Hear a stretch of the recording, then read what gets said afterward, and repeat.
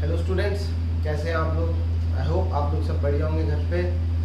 Last class में हम लोगों ने डिस्कस किया था हाइब्रिडाइजेशन के टाइप्स बचे हुए और कैलकुलेशन ऑफ हाइब्रिडाइजेशन, मतलब कैसे आप हाइब्रिडाइजेशन प्रेडिक्ट कर सकते हैं किसी मॉलिक्यूल।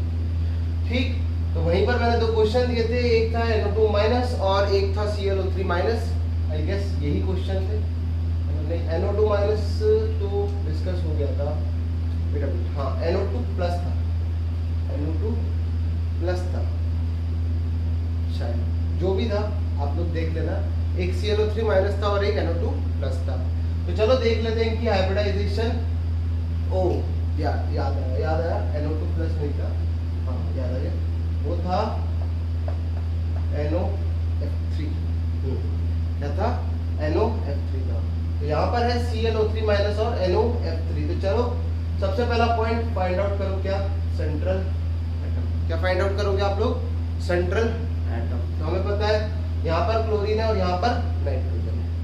तो NOF3 में नाइट्रोजन क्यों हुआ, ऑक्सीजन क्यों नहीं हुआ? तो less in number, less electronegative. दूसरे वाले पॉइंट से ही आंसर आ जाएगा। और वो कोवैलेंसी भी ज्यादा होती है नाइट्रोजन की, है ना। तो NOF3 में नाइट्रोजन और ClO3 माइनस में क्लोरीन। तो पहले आसान वाला करते हैं। आसान वाला है हमारे पास ClO3 माइनस। तो क्लोरीन के वैलेंस शेल में कितने इलेक्ट्रॉन्स होते हैं? 7। कितने होते हैं? 7। मार्क कर देते हैं हम लोग, मार्क करें। और 7 होते हैं, ये दीजिए 6 तो ये हो गए, है ना, और 7 हो गए। हाइब्रिडाइजेशन निकालनी है पहले, ज्योमेट्री तो बाद में देखेंगे। ये होगा हमारे पास क्लोरीन के वैलेंस शेल में 7 इलेक्ट्रॉन्स। ओके, नेगेटिव चार्ज है मॉलिक्यूल पे, हाँ है। तो वो नेगेटिव चार्ज किसको जाएगा? क्योंकि यहाँ पर ऑक्सीजन प्रेजेंट है, क्योंकि यहाँ पर ऑक्सीजन प्रेजेंट है, तो वो नेगेटिव चार्ज किसको चला जाएगा? ऑक्सीजन के पास। यहाँ तक की बात समझ में आ गई? क्लियर? तो नेगेटिव चार्ज जाएगा किसके पास? ऑक्सीजन के पास। तो हमारे पास टोटल कितने ऑक्सीजन है? 3। तो हम तीनों मार्क कर देते हैं, 1 और 2 और 3। कैसे भी लगा सकते हो फिलहाल, जब हाइब्रिडाइजेशन पता करनी हो तो सिंपल लगा सकते हो। ओके, 1 2 3 4 5 6, 1 2 3 4 5 6 और 1 2 3 4 5 6 और 7। 7 क्यों? अच्छा इसको मत दो साहब, इसको 6 ही रहना दो, ठीक है, वहाँ मार्क कर रखा है। तो 3 4 5 6 और 7, ठीक है। तो 7 क्यों? माइनस का एक चार्ज भी तो आएगा, 6 होते हैं और एक इलेक्ट्रॉन एक्स्ट्रा मिलेगा किसी एक ऑक्सीजन को। आपकी मर्जी पड़े जिसको दे सकते हो। तो एक सिग्मा इधर, मिनिमम वाली बात, एक सिग्मा इधर और एक सिग्मा इधर। अभी ऑक्सीजन का ऑक्टेट कंप्लीट नहीं हुआ, इन दोनों का नहीं हुआ है, इसका तो हो चुका है। यहाँ पर नेगेटिव चार्ज है इस वाले ऑक्सीजन का, और इस वाले ऑक्सीजन का अभी ऑक्टेट कंप्लीट नहीं हुआ है। तो ऑक्टेट कंप्लीट करा दो, ये लो, यहाँ हो गया octet complete.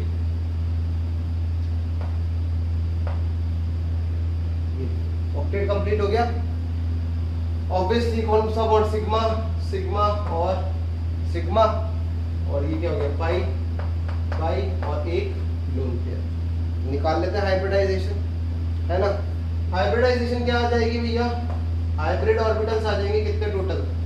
1 2 3, number of sigma 3, तो सिग्मा है प्लस एक लोन पेयर, तो टोटल आ जाएगा आपके पास 4। और 4 पे हाइब्रिडाइजेशन आती है sp, क्या आती है? sp3। चलो अब देखते हैं अपन अगला क्वेश्चन, NOF3 तो बनाते हैं। तो नाइट्रोजन सेंट्रल एटम है, कितने होते हैं वैलेंस शेल में इलेक्ट्रॉन्स? 5 होते हैं। तो ये देखो 1 2 3 और 4 और 5। ओके, ये बन गए 5। 3 फ्लोरीन ला देते हैं। फ्लोरीन के पास होते हैं 7।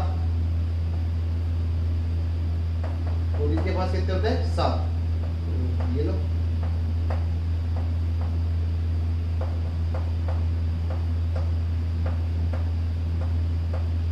और यहाँ पर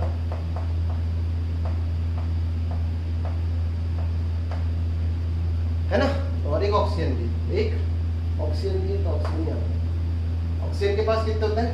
6।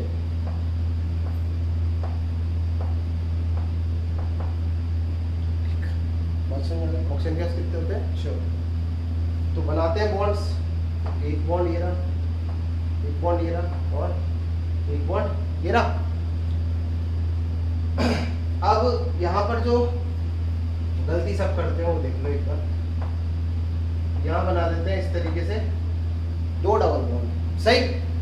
हाँ सही है सर, क्या दिक्कत है? ऑक्सीजन का ऑक्टेट कंप्लीट हो गया, ऑक्सीजन का तो ऑक्टेट कंप्लीट हो गया। बट आपने देखा कि नाइट्रोजन के साथ क्या हुआ है, मैक्सिमम सेकंड पीरियड वाला एलिमेंट कितने बॉन्ड बना सकता है? 4। मैक्सिमम सेकंड पीरियड वाला कितने बॉन्ड बना सकता है एलिमेंट? 4। यहाँ तुमने कितने बना दिए? 5। या फिर आप वैसे भी सोच सकते हो वैलेंस शेल में कितने इलेक्ट्रॉन्स हो गए? 1 2 3 4 5 6 7 8 9 10। सेकंड पीरियड वाले के लिए मैक्सिमम कितने हो सकते हैं? 8, उससे ज़्यादा नहीं हो सकते। तो यानी कि यहाँ पर कुछ लफड़ा कराया हमने, लफड़े को करते हैं सही। यहाँ पर एक्चुअली में पाई बॉन्ड ना आते हुए यहाँ बनता है एक कोऑर्डिनेट बॉन्ड। यहाँ से आप इस लोन पेयर को हटा दो, यहाँ बनता है एक कोऑर्डिनेट बॉन्ड। कोऑर्डिनेट बॉन्ड बनने की वजह से ऑक्सीजन का भी ऑक्टेट कंप्लीट हो जाता है और नाइट्रोजन का भी ऑक्टेट कंप्लीट हो जाता है। ऑब्वियस सी बात है, सिग्मा सिग्मा सिग्मा और सिग्मा HO आ गए हमारे पास 4। हाइब्रिडाइजेशन अगेन फिर से वही आ जाएगी, क्या? sp, क्या आ जाएगी? sp। तो आसान था ये काम, टफ नहीं था। यहाँ पर जो मिस्टेक होती है मैंने बता दिया आपको कि नाइट्रोजन के केस में आपको ध्यान रखना है कि कहीं आप उसके 10 इलेक्ट्रॉन ना कर दो किसमें? वैलेंस शेल में। ठीक है, बात का हमेशा ध्यान रखें। चलो हम लोग अब आगे बढ़ते हैं वैलेंस शेल इलेक्ट्रॉन पे रिपल्शन थ्योरी पे। तो उसको समझते कुछ एग्जांपल से, आप इसको कॉपी कर लो जब तक, मैं देख लेता हूँ नीचे कितना क्वेश्चन आ रहा है। ठीक, मार्जिन, चलो कॉपी कर लिया होगा। अब बढ़ते हैं हम लोग आगे। Valence shell electron pair repulsion theory, बड़ा लंबा सा नाम है।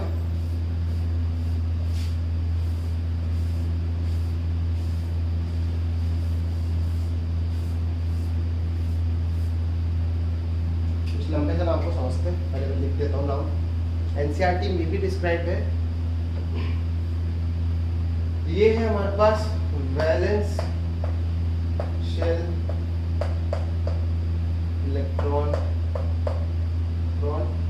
पेयर रिपल्शन थ्योरी, VSEPR,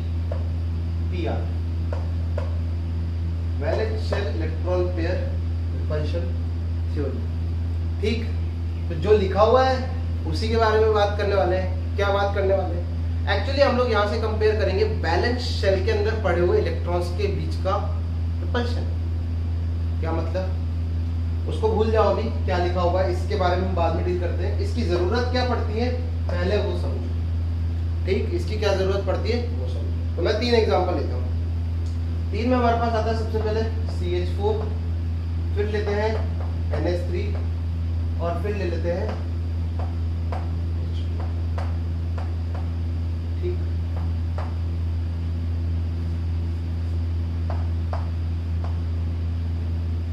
सही। तो अगर मैं बात करता हूं इनकी शक्लों की, मतलब शक्लें इन द सेंस ज्योमेट्री की, तो तीनों की हाइब्रिडाइजेशन क्या आती है? तीनों की आती है जो हाइब्रिडाइजेशन है,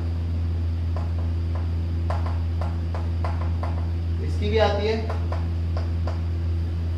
सॉरी हाइब्रिडाइजेशन बतानी, हाइब्रिडाइजेशन आती है इसकी भी sp3, इसकी भी आती है sp3 और इसकी भी आती है sp3। सही। अगर मैं बात करता हूँ ज्योमेट्री की, ज्योमेट्री क्या थी? हाँ क्या थी? ज्योमेट्री थी टेट्राहेड्रल। क्या? टेट्राहेड्रल।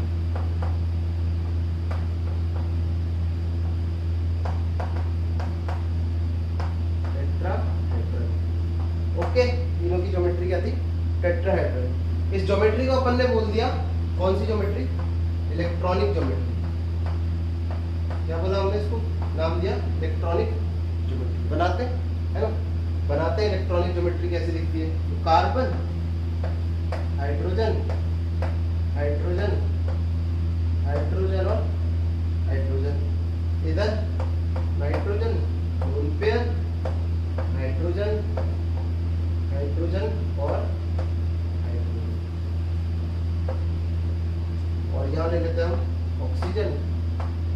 पेयर हाइड्रोजन और सही। ठीक, तीनों की ज्योमेट्री क्या है? टेट्राहेड्रल। क्या है? Electronic geometry tetrahedral. बट अगर मैं किसके केस में, अमोनिया के केस में इसको छुपा दूं, किसको छुपा दूं? लोन पेयर को छुपा दूं, तो क्या होगा? अगर मैं इन तीनों को कनेक्ट कर देता हूं, connect in the sense bond नहीं बना रहा हूं, सिर्फ विजुअलाइजेशन इस तरीके से, और मैं अगर इसको छुपा दूं तो ये कैसा दिख रहा है? अगर मैं इसको छुपा दूं तो ये कैसा दिख रहा है? पिरामिड दिख रहा है ना? अगर मैं इतने पोर्शन को छुपा दूं तो पिरामिड दिख रहा है? हाँ सर दिख रहा है। चलो, अगर मैं इसको छुपा दूं तो क्या दिख रहा है? अंग्रेजी का V वाला अल्फाबेट, V अल्फाबेट जो होता है हमारा, है ना, बनाते V फॉर विक्ट्री, उल्टा V, बेसिकली उल्टा V। उल्टा क्या, मैं इसको ही घुमा दूंगा तो सीधा भी बन जाएगा। तो V दिख रहा है, अगर लोन पेयर को हटा दो तो V दिख रहा है। तो बेसिकली क्या होता है ना, एक ही हाइब्रिडाइजेशन पे क्या होता है, एक हाइब्रिडाइजेशन पे एक इलेक्ट्रॉनिक ज्योमेट्री देखने को मिलती है। हाइब्रिडाइजेशन सेम है, तीनों की इलेक्ट्रॉनिक ज्योमेट्री भी क्या है? सेम है। तीनों की इलेक्ट्रॉनिक ज्योमेट्री भी क्या है? सेम है। बट अगर मैं बात करता हूं कि शेप की, किसकी बात करता हूं? शेप की। और शेप का मतलब क्या होता है? लोन पेयर को हटाने के बाद जो बनेगा, है ना। शेप का मतलब क्या होता है? लोन पेयर को हटाने के बाद जो बनेगा उसके बारे में बात करते हैं। तो लोन पेयर को अगर मैंने हाइड कर दिया तो इधर बन रहा है pyramid, that is trigonal pyramidal, और अगर यहाँ हटा दिया तो इधर बन रहा है वी और बेंट। इसको बोलते हैं बेंट की बोलते हैं। ठीक, अभी अपन देखेंगे कौन सी शेप क्या होती है। तो यहाँ बन रहा है वी और यहाँ बन रहा है ट्राइगोनल पिरामिडल। ओके, तो उसी की बात करी जाती है, तो उसको बोला जाता है क्या? उसको हम बोलते हैं मॉलिक्यूलर ज्योमेट्री। क्या बोलते हैं? Molecular geometry. मॉलिक्यूलर ज्योमेट्री इधर क्या है? इधर है टेट्राहेड्रल। इधर क्या है? इधर है ट्राइगोनल। लोन पेयर हटा दो, लोन पेयर को हाइड करा तो क्या आ जाएगी? Trigonal pyramidal. और इधर क्या है? इसको हटाया था तो मैंने बताई थी वी और बेंट। तो VS EPR का हमारे को जरूरत यहाँ पड़ती है। ठीक है, VS EPR की जरूरत हमें यहाँ पड़ती है। और भी चीज बताता हूँ, और क्या होता है, जैसे अगर मैं टेट्राहेड्रल की बात करता हूँ तो टेट्राहेड्रल में जो ये बॉन्ड का एंगल है, इन दोनों बॉन्ड्स के बीच का एंगल है जो कि सबके बीच में बराबर होगा। ये मत सोचना कि ये और ये सब अलग अलग है, वो 3D के अंदर अलाइंड है तो आपको ऐसा लगेगा, बट बॉन्ड एंगल सारे बराबर है, जिसकी वैल्यू होती है कितनी? 109 डिग्री 28 मिनट।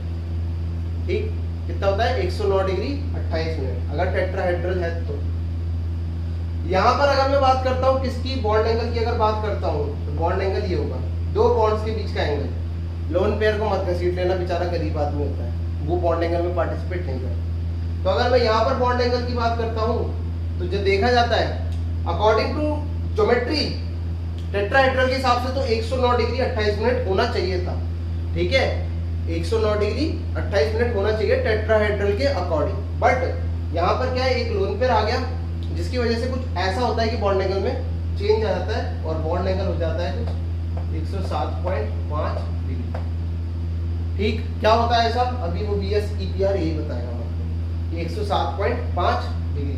और यहाँ भाई साहब का तो इनका तो और बुरा हालात हो जाता है, इनका हो जाता है 104.5 डिग्री। तो तीनों की हाइब्रिडाइजेशन sp3 है, तीनों की इलेक्ट्रॉनिक ज्योमेट्री टेट्राहेड्रल है, बट स्टिल बॉन्ड एंगल का तीनों में फर्क आ रखा है, और मॉलिक्यूलर ज्योमेट्री भी तीनों की क्या है?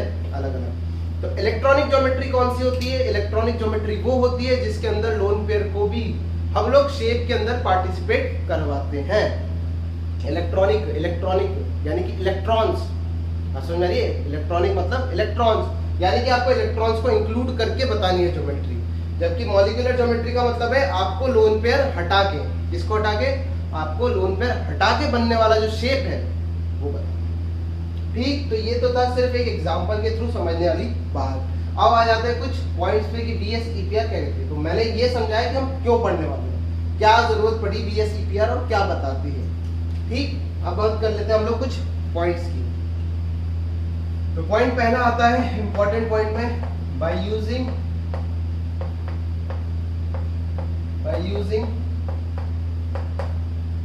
by using hybridization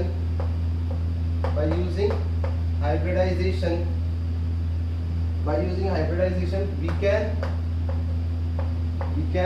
only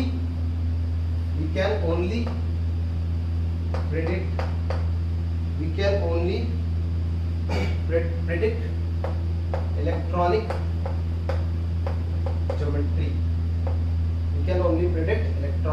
geometry. ठीक, its actual geometry is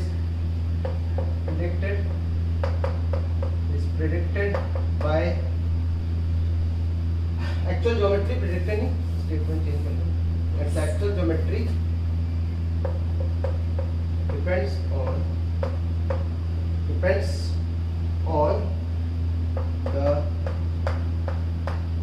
number of lone pair and bond pair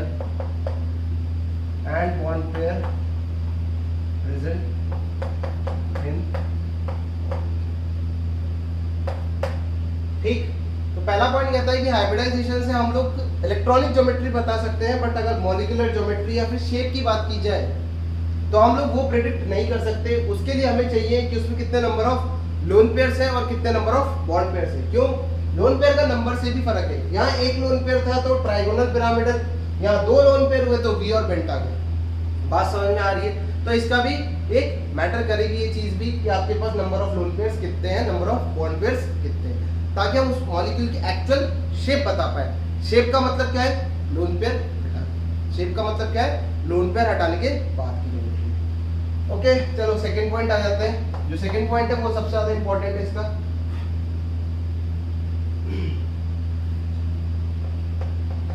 according to this theory different electron pair present in valence shell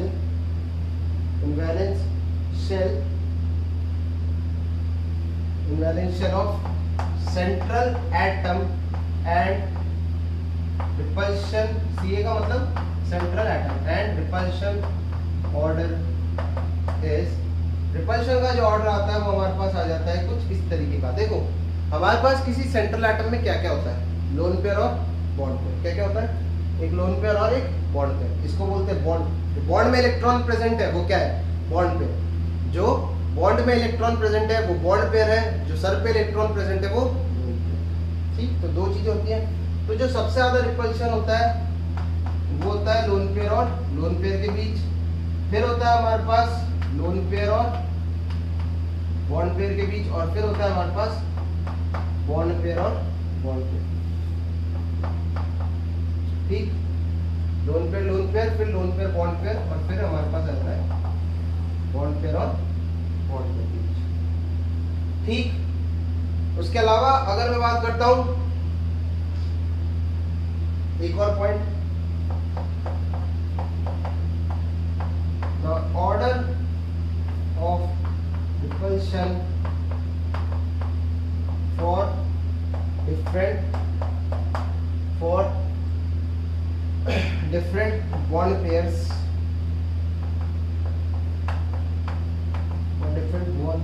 varies as तो triple bond होता है उसके case में सबसे ज्यादा repulsion होगा, फिर डबल बॉन्ड के केस में, और फिर सिंगल बॉन्ड के केस में. मतलब ऑब्वियसली बॉन्ड पेयर और बॉन्ड पेयर है. अब बॉन्ड पेयर भी तो तीन तरीके के हो सकते हैं. बॉन्ड पेयर भी तो हमारे पास तीन तरीके के हो सकते हैं. एक ट्रिपल बॉन्ड हो, एक डबल बॉन्ड हो, और एक सिंगल बॉन्ड हो. तो उन बॉन्ड पेयर और बॉन्ड पेयर में भी अगर आपको कंपेयर करना हो तो तरीका ये है. मान लो किसी मॉलिक्यूल में एक मॉलिक्यूल है जिसमें ट्रिपल बॉन्ड और सिंगल बॉन्ड के बीच में रिपल्शन हो रहा है ना. मान लो एक मॉलिक्यूल है जिसमें ट्रिपल बॉन्ड और सिंगल बॉन्ड के रिपल्शन हो रहा है बीच में. एक है जिसमें डबल बॉन्ड और सिंगल बॉन्ड के बीच में रिपल्शन हो रहा है, और एक है जिसमें सिंगल बॉन्ड और सिंगल बॉन्ड के बीच में रिपल्शन हो रहा है. तो कौन सा वाला सबसे ज्यादा होगा? ऑब्वियसली ये वाला सबसे ज्यादा होगा, फिर सबसे कम ये, और फिर सबसे कम। यहाँ तक का पॉइंट समझ में आ गया? ठीक है, तो ये कुछ पॉइंट्स है, इसको तो हटा दो, इसको छापता नहीं है। तो ये होता है ऑर्डर ऑफ रिपल्शन। क्या होता है? Order of repulsion. इस रिपल्शन के ऑर्डर से क्या होता है ना, बॉन्ड एंगल पे फर्क पड़ता है, शेप पे फर्क पड़ता है, और मॉलिक्यूलर ज्योमेट्री पे फर्क पड़ जाता है। ठीक, तो आप लोग इसको कॉपी करो और पढ़ते हैं हम लोग आगे फिर इसी थ्योरी के साथ।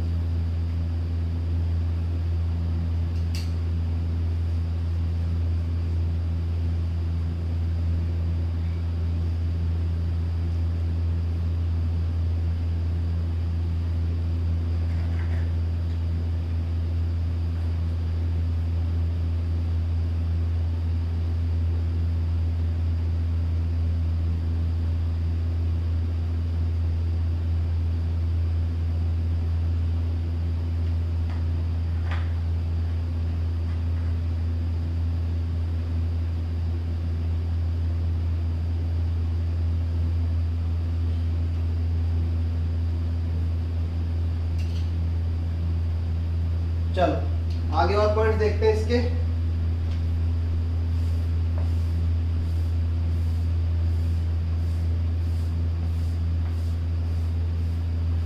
पॉइंट्स क्या देखते हैं? ऑब्जर्वेशन, उसी से एक पॉइंट बना देते हैं।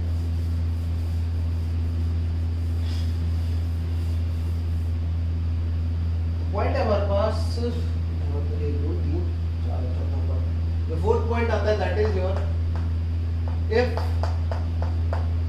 सेंट्रल एटम डज नॉट, यहाँ पे डज नॉट की जगह लिखो, if central atom only contains lone pair, if central atom only contains lone pair, then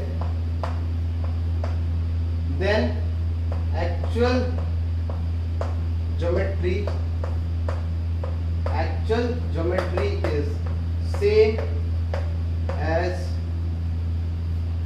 electronic geometry। Actual geometry का मतलब है शेप, यानी कि बिना लोन पेयर इंक्लूड करने का। एक्चुअल ज्योमेट्री को आप मॉलिक्यूलर ज्योमेट्री भी बोल सकते हो। तो अगर आपके पास सिर्फ और सिर्फ क्या है, बॉन्ड पेयर्स है। बॉन्ड पेयर्स का मतलब क्या है? आपके पास सिर्फ क्या है, क्या है? हाँ, single bond, double bond, triple bond, यानी कि लोन पेयर का कोई इंक्लूजन नहीं है। जैसे कि CH4, ठीक, जैसे कि CH4, या फिर बात कर सकते हो PCl5। अगर आप यहाँ पर हाइब्रिडाइजेशन निकालते हो तो फास्फोरस के सर पे कोई लोन पेयर नहीं है। इसी तरीके से कार्बन के भी सर पे कोई लोन पेयर नहीं है। तो अगर ये टेट्राहेड्रल है तो इसकी इलेक्ट्रॉनिक ज्योमेट्री, क्या इसकी इलेक्ट्रॉनिक ज्योमेट्री और मॉलिक्यूलर ज्योमेट्री दोनों क्या होगी? सेम हो जाएगी। ये एक ऑब्जर्वेशन है। इसकी इलेक्ट्रॉनिक ज्योमेट्री और इसकी मॉलिक्यूलर ज्योमेट्री दोनों क्या हो जाएगी? सेम हो जाएगी। जैसे PCl5 है तो PCl5 दिखता है कुछ इस तरीके से। हाइब्रिडाइजेशन आती है sp3d। क्या आती है? sp3d। निकालने का तरीका पता ही है, घर बैठो और आराम से निकालते रहो, है ना। तो ज्योमेट्री आती है ट्राइगोनल बाइपिरामिडल। क्या आती है? ट्राइगोनल बाइपिरामिडल इलेक्ट्रॉनिक ज्योमेट्री, क्योंकि हाइब्रिडाइजेशन क्या है? sp3d, और इस पे बनता है ट्राइगोनल बाइपिरामिडल इलेक्ट्रॉनिक ज्योमेट्री जो आती है। बट एक्चुअली में इसकी जो मॉलिक्यूलर ज्योमेट्री भी है, अगर इसकी मॉलिक्यूलर ज्योमेट्री भी है तो वो भी क्या है? Trigonal bipyramidal. शॉर्ट में लिख रहा हूँ, ट्राइगोनल बाइपिरामिडल। चाहे फिर आप इसको क्या बोल दो? इलेक्ट्रॉनिक ज्योमेट्री बोल दो, या फिर इसको आप बोल दो क्या? Molecular geometry. दोनों क्या आने वाले? सेम आने वाले। यानी कि जब भी कोई मॉलिक्यूल के अंदर सेंट्रल एटम, जब भी किसी मॉलिक्यूल के अंदर अगर सेंट्रल एटम सिर्फ और सिर्फ क्या करता है? पोजेस, सिर्फ और सिर्फ लोन पेयर ही रखता है, सॉरी बॉन्ड पेयर ही रखता है, सिर्फ और सिर्फ बॉन्ड पेयर ही होते हैं, तो उसकी जो ज्योमेट्री है, इलेक्ट्रॉनिक ज्योमेट्री और मॉलिक्यूलर ज्योमेट्री क्या होती है? सेम हो जाती है। बॉन्ड एंगल की यहाँ कोई बात नहीं करेंगे क्योंकि बॉन्ड एंगल चलता है बेंड्स रूल पे। आगे बढ़ेंगे, ठीक। तो ये वाला एक पॉइंट होता है जो आपको ऑब्जर्वेशन बेस्ड है, ठीक है, ऑब्जर्वेशन बेस्ड है। तो इसको कॉपी कर लो फट से, ठीक, इसको कॉपी करो, मैं हटा रहा हूँ। ओके, कॉपी कर लिया होगा।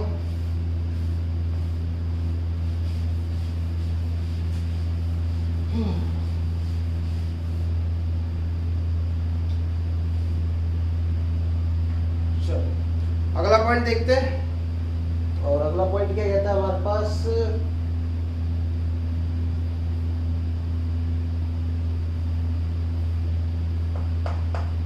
अगला पॉइंट वैसे लिखाने की जरूरत नहीं तो आप लोग सुन लो कि अगर एक सेंट्रल एटम के अंदर बॉन्ड पेयर और लोन पेयर दोनों है, ठीक है, इफ द सेंट्रल एटम, अगर सेंट्रल एटम के अंदर बॉन्ड पेयर और लोन पेयर दोनों है, बॉन्ड पेयर भी और लोन पेयर भी है, तो उसकी जो इलेक्ट्रॉनिक ज्योमेट्री है तो क्या होगी, अलग होगी किससे, उसकी एक्चुअल या फिर मॉलिक्यूलर ज्योमेट्री से। मॉलिक्यूलर ज्योमेट्री को हम लोग शेप भी बोल सकते हैं, तो कंफ्यूज मत होना। Molecular geometry, actual geometry, shape, तीनों चीजों का मतलब एक ही है। वहां पर लोन पेयर को इंक्लूड नहीं करते हैं और इलेक्ट्रॉनिक ज्योमेट्री में लोन पेयर को इंक्लूड करते हैं। तो वो वाला पॉइंट था तो उसकी लिखाने की जरूरत नहीं है। एक जो पॉइंट है इंपॉर्टेंट वो है molecule will arrange itself, molecule will arrange itself in such a way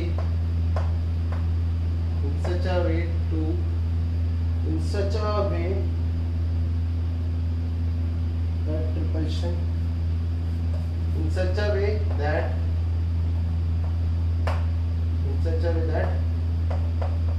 repulsion between different electron pair is minimum। तो यार अपने को एक बात पता है, क्या बात पता है कि जो इलेक्ट्रॉन पेयर है, हम जानते हैं कि यार रिपल्शन जब भी बढ़ेगा तो स्टेबिलिटी कम होती है ना। रिपल्शन जब भी बढ़ेगा तो स्टेबिलिटी क्या होगी, कम होगी। स्टेबिलिटी अगर कम होगी तो हम तो ऐसा काम करना ही नहीं चाहेंगे। स्टेबिलिटी कम हो तो ना मॉलिक्यूल ऐसा काम करना चाहेगा ना हम करना चाहेंगे। तो मॉलिक्यूल क्या करता है, अपने आप को अरेंज करता है। क्या करता है, अरेंज करता है ताकि वो मिनिमम रिपल्शन फेस करे, ताकि वो मिनिमम रिपल्शन फेस करे। तो यहाँ तक हो गई कहानी। चलो आगे बढ़ते हैं। अब आगे देखते हैं हम लोग अलग अलग हाइब्रिडाइजेशन पे क्या क्या शेप्स देखने को मिलती है, क्योंकि हमने तो सिर्फ एक ही देखी थी, हमने तो sp3 का सिर्फ एक एग्जांपल से समझा था। अब हम लोग देखेंगे कि अलग अलग हाइब्रिडाइजेशन में क्या क्या कॉम्बिनेशन हो सकते हैं, क्या क्या कॉम्बिनेशन हो सकते हैं और उन कॉम्बिनेशन से क्या क्या शेप जनरेट। चलो बढ़ते हैं आगे।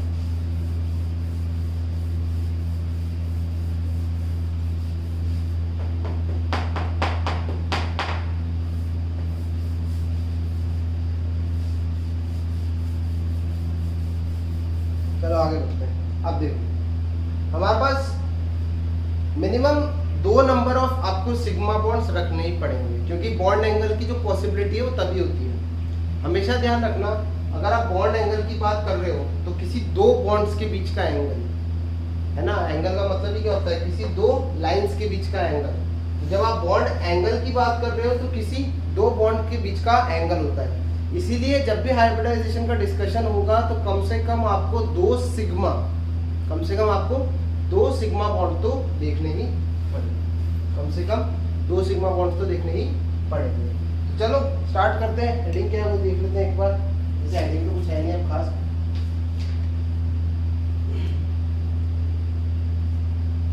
हेडिंग तो कुछ नहीं है। अपन स्टार्ट करते हैं हाइब्रिडाइजेशन से। तो first hybridization is your sp hybridization. क्या होती है, sp, बार बार नहीं लिखते, sp लिख देता हूँ, ठीक। sp हाइब्रिडाइजेशन होती है हमारे पास। तो sp के केस में अपने को पता है कितने हाइब्रिडाइज्ड ऑर्बिटल्स होते हैं, 2 हाइब्रिडाइज्ड ऑर्बिटल्स। कितने होते हैं, 2 हाइब्रिडाइज्ड ऑर्बिटल्स होते हैं। किसके केस में, sp के केस में। तो यार जो 2 हाइब्रिडाइज्ड ऑर्बिटल्स हैं तो क्या क्या हो सकते हैं कॉम्बिनेशन, क्या क्या कॉम्बिनेशन हो सकता है। एक सिग्मा एक लोन पेयर हो सकता है क्या, 2 हाइब्रिडाइज्ड ऑर्बिटल में एक सिग्मा एक लोन पेयर हो सकता है क्या, एक सिग्मा एक लोन पेयर हो सकता है क्या, नहीं हो सकता। एक सिग्मा एक लोन पेयर कभी भी नहीं हो सकता। वही वाली बात, सिग्मा का बॉन्ड किससे, बॉन्ड एंगल किससे मेजर करोगे, लोन पेयर से। मूर्खता मत करना। ठीक है, लोन पेयर से कभी भी कोई बॉन्ड एंगल की बात नहीं होती। बॉन्ड एंगल का मतलब ही क्या है, दो बॉन्ड्स के बीच का एंगल। तो दो, अगर आपके पास हाइब्रिडाइज्ड ऑर्बिटल है तो एक ही कॉम्बिनेशन होता है, that is your 2 sigma plus 0। आपके पास एक ही कॉम्बिनेशन होता है, कौन सा, 2 सिग्मा और एक लोन पेयर। इसका अगर मैं एग्जांपल की बात करूं तो एग्जांपल है हमारे पास BeCl। ठीक, अब ऑर्बिटल डायग्राम नहीं बनाएंगे, सीधा बनाएंगे शेप। BeCl2 दिखता है कुछ इस तरीके का, और ये जो एंगल है ये होता है आपका 180 डिग्री। तो कोई मुझे उस दिन बोल रहा था कि सर ये जो आपने वेक्टर्स बनाए थे इनके बीच का रिपल्शन मिनिमम क्या था, उसका मतलब क्या है? उसका मतलब भैया देखो, इसके पास भी एक न्यूक्लियस है, इसके पास भी एक न्यूक्लियस है, इसके पास भी एक न्यूक्लियस है। हम चाहते हैं कि न्यूक्लियस के बीच में क्या हो, रिपल्शन मिनिमम हो, और न्यूक्लियस का अट्रैक्शन पे, न्यूक्लियस का इलेक्ट्रॉन्स पे अट्रैक्शन मैक्सिमम हो। हम क्या चाहते हैं, हम चाहते हैं कि न्यूक्लियस और न्यूक्लियस के बीच में रिपल्शन कम हो और न्यूक्लियस और इलेक्ट्रॉन्स के बीच में अट्रैक्शन ज्यादा हो। तो देखो भैया, आपके इलेक्ट्रॉन्स तो यहाँ पड़े और साथ ही साथ में इलेक्ट्रॉन्स और इलेक्ट्रॉन्स के बीच में भी रिपल्शन। तो ये देखो, अब कॉम्बिनेशन बनाओ। अगर आप इसको ऐसा बना देते हो, अगर आप इसको ऐसा बना देते हो तो मुझे कोई बुराई नहीं है, ठीक है, पर ये जो न्यूक्लियस है ये एक दूसरे के पास आ जाएंगे तो रिपल्शन बढ़ जाएगा, तो गड़बड़ हो जाएगी। बात समझ में आ गई? तो वहां पर वो वेक्टर्स सिर्फ आपको बॉन्ड्स हैं, वेक्टर्स क्या है, बॉन्ड्स है या फिर हाइब्रिडाइज्ड ऑर्बिटल्स होंगे। ठीक, तो BeCl2 का कुछ इस तरीके का शेप होता है। चलो दूसरा कॉम्बिनेशन, दूसरा कॉम्बिनेशन है हमारे पास sp2। तो sp में तो एक ही केस है, sp के अंदर तो एक ही केस है। sp2 में बात करते हैं तो sp2 में आ सकता है आपके पास, sp2 में हाइब्रिडाइज्ड ऑर्बिटल्स कितनी होती है, sp2 में कितनी होती है हाइब्रिडाइज्ड ऑर्बिटल्स, कितनी होती है, 3 होती है। कितनी होती है, 3, एक s और 2 p, तो 3 होती है। तो 3 का कॉम्बिनेशन हो सकता है 3 तो सिग्मा प्लस 1 लोन पेयर, और एक और क्या हो सकता है 2 sigma plus 3 sigma plus 0 lone pair और 2 sigma plus 1 lone pair. 1 sigma और 2 लोन पेयर का कोई कॉम्बिनेशन नहीं हो सकता। चलो दोनों के एग्जांपल भी दे देता हूँ सामने के सामने। 3 सिग्मा प्लस 0 लोन पेयर, इसका एग्जांपल है BeCl3। क्या है, BeCl3। हाइब्रिडाइजेशन आती है इसमें sp2 और दिखता है कुछ इस तरीके का,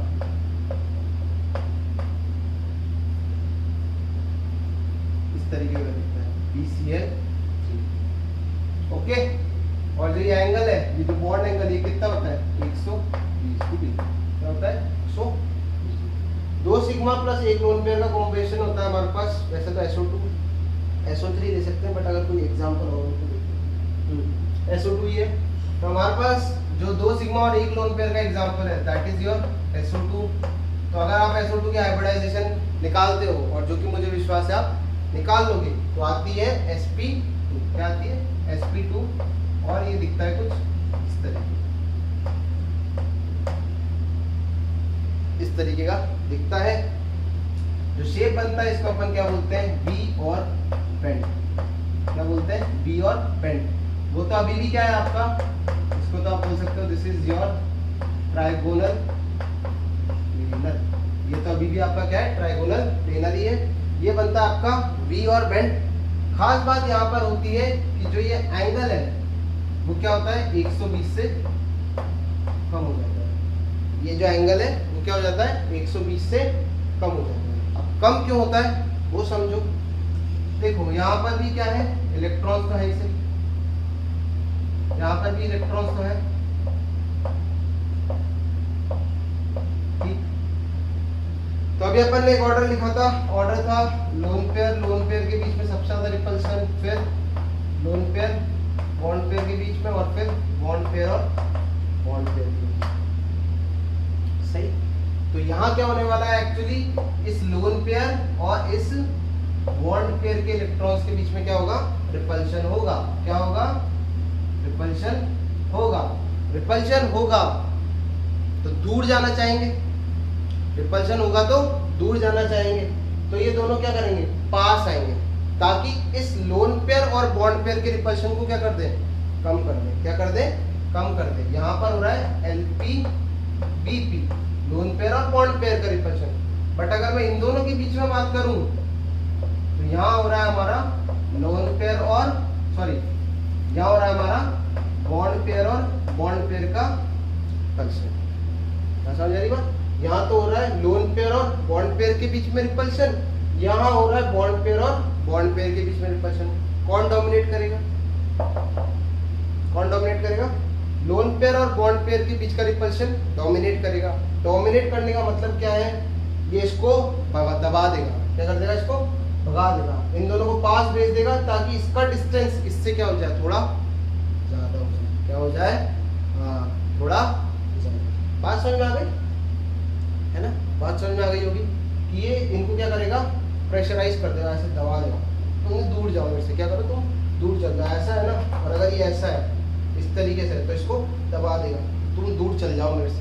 तो भैया इन दोनों के बीच में तो डिस्टेंस बढ़ गया, इन दोनों के बीच में तो डिस्टेंस बढ़ गया। बट जो इधर एक और था, एक सेकंड, ठीक इस तरीके से था। तो पहले नॉर्मल पोजीशन है, पहले ये वाला है BCl3, जब कोई लोन पेयर नहीं था तो बिल्कुल एग्जैक्ट 120 डिग्री होगा। बट जैसे ही SO2 आया और लोन पेयर आया, इस लोन पेयर ने क्या करा? इन दोनों को धक्का मारना चालू किया, इसको और इसको धक्का मारना चालू किया। धक्का मारा तो इन दोनों को दबा दिया। दबाते ही जो बॉन्ड एंगल है क्या हो गया? कम हो गया। बॉन्ड एंगल क्या हो गया? कम हो गया, क्योंकि हमें देखने को।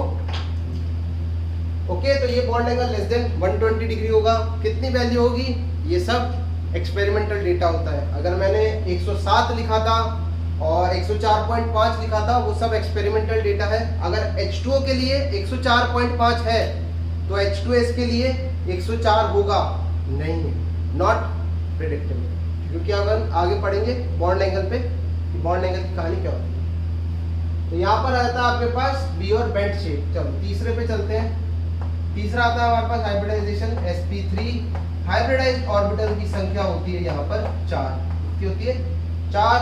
तो कॉम्बिनेशन बनाते हैं। तो फर्स्ट कॉम्बिनेशन इज योर, जो पहला कॉम्बिनेशन होता है दैट्स योर चारों क्या हो? सिग्मा हो प्लस 0 क्या हो? Lone pair. चारों के चारों ही क्या हो? सिग्मा हो प्लस लोन पेयर क्या हो? 0। तो उस केस में क्या सिनेरियो होगा? उस केस में इलेक्ट्रॉनिक ज्योमेट्री और and molecular geometry, electronic geometry and molecular geometry दोनों क्या हो जाएंगे? दोनों क्या हो जाएंगे? सेम हो जाएंगे। किसके बराबर? टेट्रा। इसके बराबर टेट्रा। ठीक। एग्जाम्पल अगर चाहिए बार बार बना के क्या बताऊं? एग्जाम्पल होता है आपका CH4। क्या होता है? CH4। Okay,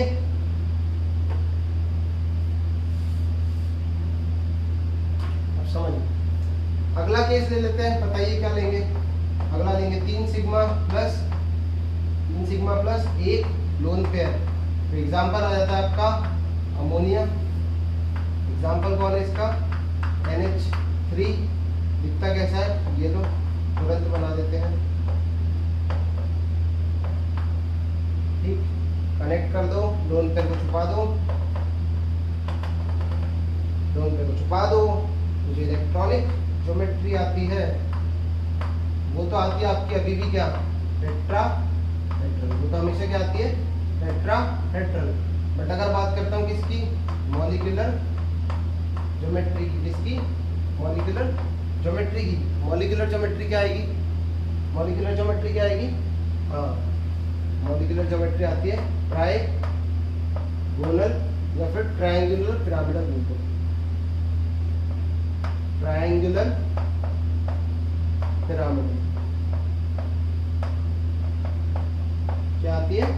triangular pyramid. तो ये आती है हमारे पास molecular geometry. Bond angle as तो अपन डिस्कस कर चुके हैं, बट बॉन्ड एंगल कितना आता है? 160.5 डिग्री। और कम होने का कारण क्या है? वैसे तो कितना था? 109 degree 28 minute according to tetrahedral geometry. But कम क्यों हो गया? कम हो गया इस लोन पेयर और इस बॉन्ड पेयर के रिपल्शन। सबके सब पे बराबर रिपल्शन लगेगा, सब पे बराबर रिपल्शन लगेगा। तो ये हो जाता है। चलो कॉपी कर लो इसको जब तक, फिर हम लोग बढ़ते हैं आगे की और केसेस देखते हैं। कॉपी करो।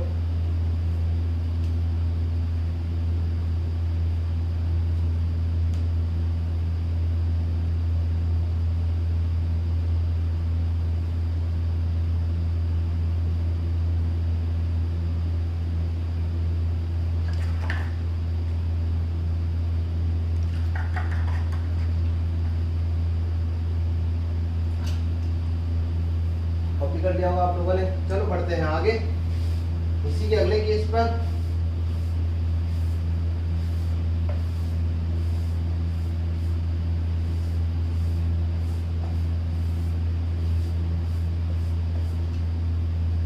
जो इसी का अगला केस है, दैट इज योर तीसरा है हमारे पास 2 सिग्मा प्लस 2 लोन पेयर। एक एग्जांपल है H2O क्या ही होता है scene, oxygen hydrogen hydrogen lone pair. ये एंगल जो है दैट इज योर 104.5 डिग्री। ध्यान रखना ये सिर्फ इसी के लिए है, जरूरी नहीं है, क्या जरूरी नहीं है कि इसी के जैसा अगर कोई शेप बन रहा है तो उसका भी बॉन्ड एंगल सेम हो, क्योंकि बॉन्ड एंगल एक एक्सपेरिमेंटल डेटा है।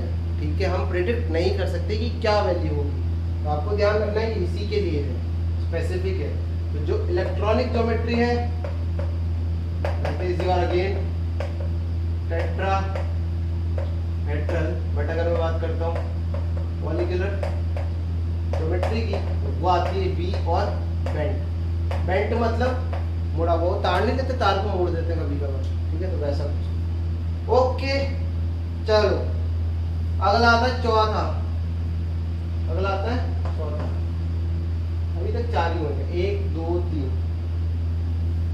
ठीक, चौथा आता है हमारे पास, हाँ क्या आता है, sp3d हाइब्रिडाइज ऑर्बिटल होते हैं यहाँ पर 5। कितने होते हैं? 5 हाइब्रिडाइज ऑर्बिटल कितने होते हैं? 5 होते हैं। तो बनाते हैं कॉम्बिनेशंस, पहले कॉम्बिनेशंस।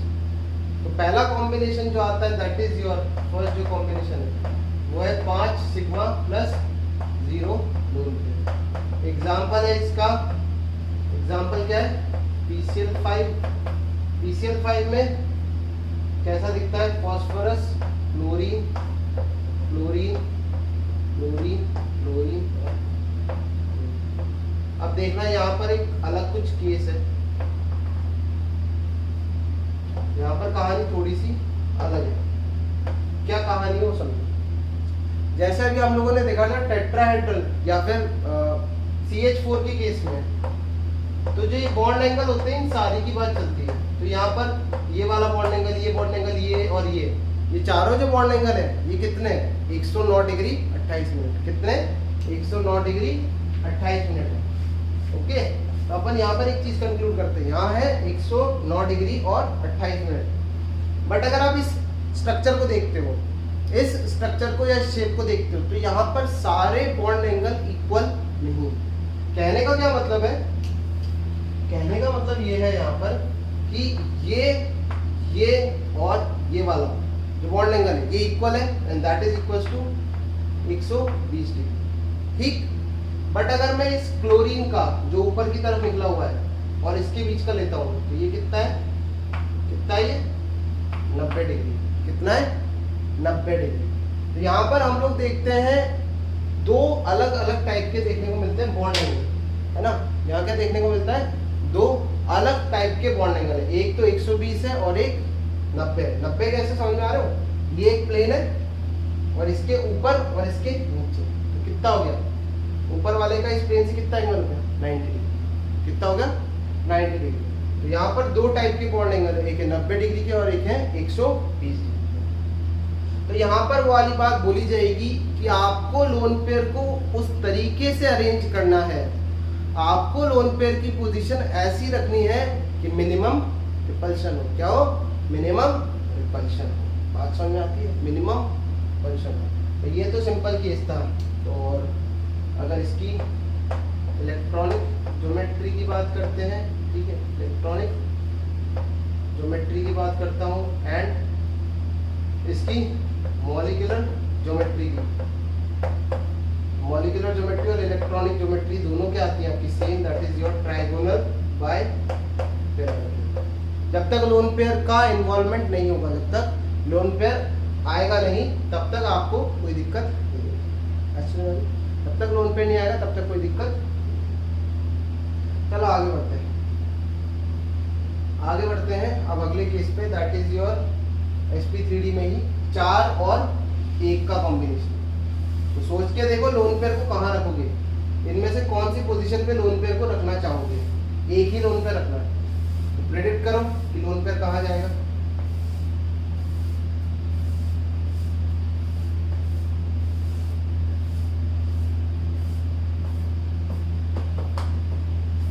प्रेडिक्ट करो कि लोन पेयर कहाँ जाएगा।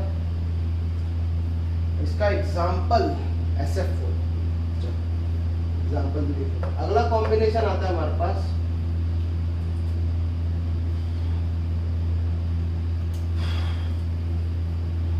अगला कॉम्बिनेशन आता है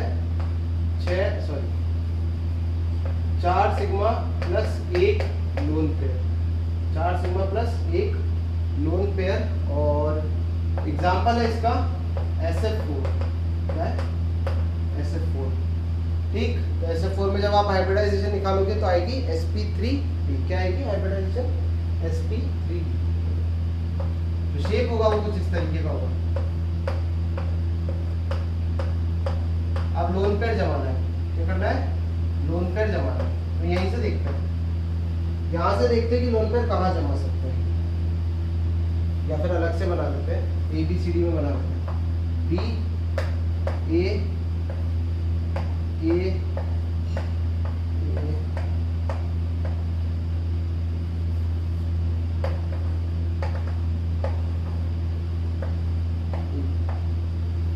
तो यहाँ पर हमारे पास 2 जगह है, हम देखते हैं कहाँ लोन पेयर जमा सकते हैं। देखो तीनों पे से कहीं पे भी लोन पेयर लाओ, यानी कि इनको जो इक्विटोरियल बॉन्ड्स बोला था मैंने, ठीक है, मैंने पहले भी बताया था कि इक्विटोरियल बॉन्ड्स हैं और ये एक्सियल बॉन्ड्स हैं। ऊपर नीचे वाले कौन से? एक्सियल बॉन्ड्स हैं और ये कौन से? इक्विटोरियल। एक प्लेन में जो बॉन्ड्स बन रहे हैं, किसमें?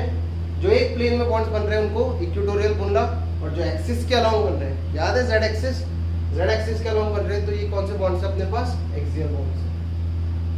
तो या तो आप एक्सियल पोजीशन पे रख दो लोन पेयर को, या फिर इक्विटोरियल पे रख दो, या तो एक्सियल पे रख दो या फिर इक्विटोरियल पे रख दो। कहाँ रखने में फायदा है, कैसे पता चलेगा कि फायदा है? तो यहाँ पर देखेंगे अपन लोन पेयर और बॉन्ड पेयर के बीच में रिपल्शन क्या होना चाहिए? सबसे कम होना चाहिए। क्या होना चाहिए? सबसे कम होना चाहिए। तो देखो अगर आप यहाँ पर लोन पेयर रखते हो, यहाँ पर अगर आप लोन पेयर रखते हो तो देखो इस लोन पेयर का इस बॉन्ड के साथ 90 डिग्री का एंगल, इस लोन पेयर का इस बॉन्ड के साथ 90 डिग्री का एंगल, इस लोन पेयर का इस बॉन्ड के साथ 90 डिग्री का एंगल। बात समझ में आती है? तो यहाँ पर क्या है? 3 ऐसे बॉन्ड्स हैं जिनके साथ लोन पेयर का क्या आ रहा है? 90 डिग्री का एंगल आ रहा है। चलो, तो यहाँ पर 3 बॉन्ड्स हैं जिसके साथ 90 डिग्री का आ रहा है। फोटो में चेंज कर देते थोड़ा सा, ठीक, फोटो में चेंज लाते हैं, वापस से लगाया ए को अपनी पोजीशन पे, अब यहाँ रख देता हूँ, अब यहाँ रख देता। तो देखो 2 बॉन्ड्स के साथ तो कितने डिग्री का एंगल होगा? लमसम 120 डिग्री का approximately. Angle in the sense distance cover कर सकते हो। बात वो सही है कि अपन मेजर नहीं करते, बॉन्ड पेयर और लोन पेयर के बीच में एंगल मेजर नहीं करते, बट इसी तरीके से तुम पता लगा सकते हो ना कि रिपल्शन का ज्यादा होगा। तो यहाँ पर 120 डिग्री के पे दो है, और एक 90 पर है और एक 90 पर। तो बात करी जाए 90 वाली, तो 90 वाले इधर 2 ही है, 90 डिग्री वाले इधर 2 ही हैं, जबकि लास्ट केस में कितने थे? लास्ट केस में कितने थे? 3 थे, यहाँ पर 2 ही है। तो इसीलिए जो लोन पेयर है वो कहाँ आएगा? इक्विटोरियल पे। लोन पेयर कहाँ आएगा? इक्विटोरियल पे। अगर ये बात अभी समझ में नहीं भी आ रही है तो आगे हम लोग पढ़ते हैं बेंट्स रूल। क्या पढ़ते हैं? Bent's rule. बेंट्स रूल से और आसानी से आप प्रेडिक्ट कर सकते हो कि भाई क्यों हमने लोन पेयर को फर्स्टली इक्विटोरियल पे रखा, क्यों एक्सियल पे नहीं रखा। तो उसका लॉजिक एक तो क्या है, आप देख सकते हो जो रिपल्शन था फंडा 90 डिग्री के, वहां पर यहाँ पर 2 थे, इससे पहले वाले केस में 3 थे। तो रिपल्शन ज्यादा कहाँ था, क्योंकि 90 डिग्री अगर लोन पेयर और बॉन्ड पेयर है, बात समझना। एक और बता देता हूँ कि लोन पेयर और अगर बॉन्ड पेयर, क्या लोन पेयर बॉन्ड पेयर अगर 90 डिग्री पर है तो रिपल्शन मैक्सिमम होगा। लोन पेयर बॉन्ड पेयर अगर 90 डिग्री पर है तो रिपल्शन क्या होगा, मैक्सिमम होगा। तो उस चीज का आप ध्यान रखें। ओके, बात समझ में आ गई होगी। तो चलो आगे बढ़ जाते हैं। आप इस बात कर लेते हैं इसकी शेप की। किसकी बात करते हैं, शेप की। तो काइंड ऑफ यहाँ पर जो ये बेंड हो जाएंगे, थोड़े से क्या हो जाएंगे, बेंड हो जाएंगे। तो अगर आप इसको देखो, तो अगर मैं इसको इस तरीके से बनाऊं, थोड़ा सा टेढ़ा कर दूं,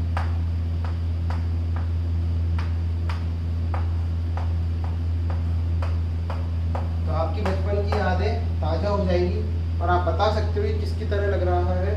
अगर नहीं समझ पाए हो तो एक बंदा इधर बैठाओ, एक बंदा इधर बैठाओ, ये लग रहा है कैसा, सी सौ। क्या है ये है सी सौ। बात समझ आ गई, ये क्या है, सी सौ। इसकी मॉलिक्यूलर ज्योमेट्री है, क्या है, मॉलिक्यूलर। इलेक्ट्रॉनिक ज्योमेट्री तो क्या है, ट्राइगोनल डायगोनल। अगले केस पे चलते हैं। अगला केस आता है 3 सिग्मा और 2 लोन पेयर। ओके, इसका एग्जांपल है हमारे पास। ऐसा नहीं कि सिर्फ इन्हीं में देखी जा रही, और भी एग्जांपल। इसका एग्जांपल है आपके पास ClF3। इसका एग्जांपल है हमारे पास ClF3। हाइब्रिडाइजेशन निकालोगे तो sp3 डी आएगी 2 लोन पेयर और 2 लोन पेयर और 3 बॉन्ड पेयर। इसका शेप कैसा दिखता है, ये दिखेगा कुछ इस तरीके का। हमने 2 लोन पेयर रख दिए कहां पर, इक्वेटोरियल पर। क्या कर दिए, 2 लोन पेयर इक्वेटोरियल पे कर दिए। इनके बीच का जो एंगल होगा दैट वुड बी 120 डिग्री। क्या होगा, 120 डिग्री का होगा। और 90 वाले एंगल भी क्या होंगे, कम होंगे। लोन पेयर और बॉन्ड पेयर के बीच में अगर 90 डिग्री का एंगल होगा तो सिस्टम अनस्टेबल बनता जाएगा। ध्यान रखना। तो यहाँ पर इस तरीके से रख देंगे। तो अगर आप इसको सिंपल समझो तो ये अल्फाबेट का मतलब हमारी अंग्रेजी का टी अल्फाबेट है, इंग्लिश का टी अल्फाबेट है। तो इसको बोलते हैं हम लोग, क्या बोलते हैं, टी शेप। क्या बोलते हैं, टी शेप। बेसिकली ये ऐसा भी नहीं होता है, ये थोड़ा सा रिपल्शन के मारे झुक जाता है। इसको भी आप ऐसा कर सकते हो, ठीक है। यहाँ पर भी आप कर सकते हो कि ये हल्का सा क्या हो जाते हैं, बेंड हो जाते हैं। क्यों, रिपल्शन आया ना, समझ आ रही है, क्या आया, रिपल्शन आया। ओके, तो ये क्या है, टी शेप है। क्या है, टी शेप। चलो लास्ट चलते हैं, फिर हम लोग बाकी नेक्स्ट क्लास में देखेंगे।